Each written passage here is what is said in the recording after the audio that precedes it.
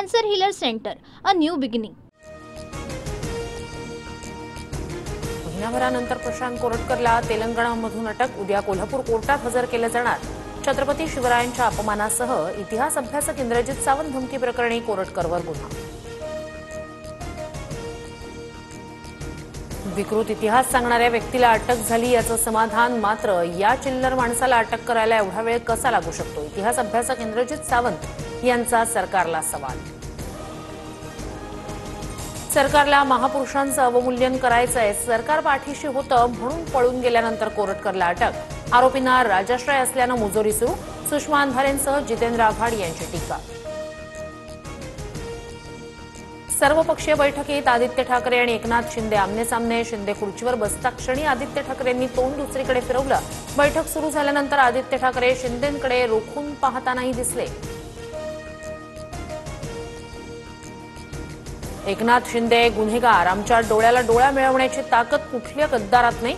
सर्वपक्षीय बैठकीत शिंदेंनी आदित्य ठाकरेंकडे नजर न मिळवल्यानं संजय राऊतांची खोचक टीका.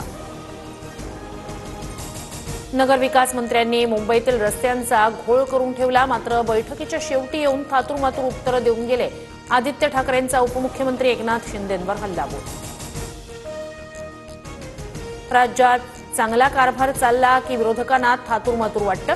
त्यांच्यासारखे घोटाळे केल्यास कारभार स्वच्छ वाटेल.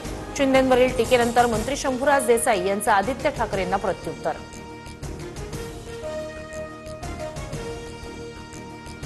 मुंबईतील युनिकॉन्टिनेंटल हॉटेलवर पालिकेची तोडक कारवाई. बेकायदेशीर बांधकाम पाडण्याचं काम. याच हॉटेलमधील सेटवर कुणाल कामराचा शो झाला होता. विधानभवन परिसरात उद्धव ठाकरे आणि छगन भुजबळ यांच्यात संवाद. भुजबळांकडून ठाकरेंना जय महाराष्ट्र, तर तुम्ही जय महाराष्ट्र चुकीच्या जागेवर उभं राहून बोलताय, ठाकरेंचं भुजबळांना मिश्किल उत्तर. 2025 पासून इयत्ता पहिलीसाठी नंतर टप्प्याटप्प्यानं सीबीएसई अभ्यासक्रम राबवला जाणार. महाराष्ट्रातील संत, समाजसुधारक, ऐतिहासिक व्यक्तिमत्वांचा समावेश असणार. राज्य, देश आणि जगाच्या पातळीवरील ज्ञान विद्यार्थ्यांना मिळणार. मंत्री दादा भुसे यांची माहिती.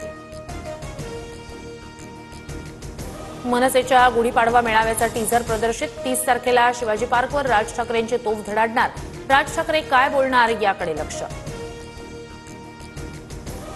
आशिष शेलार झोलर, ते काय झोल करतात आम्हाला चांगलं माहिती. आमचं तोंड सुटलं तर शेलारांना तोंड दाखवायला जागा राहणार नाही. राज ठाकरेंवरील टीकेला संदीप देशपांडेंचं उत्तर. कल्याणमध्ये शिवसेनेचे माजी नगरसेवक मोहन उगले यांना महिलेकडून मारहाण. रस्त्याच्या भूमिपूजन कार्यक्रमावरून दोघांमध्ये वाद. व्हिडिओ सोशल मीडियावर viral.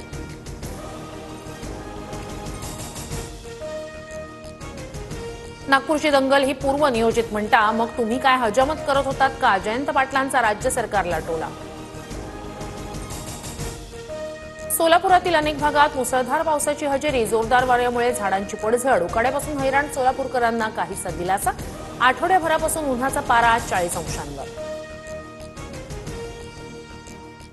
Cancer healer centre, a new beginning.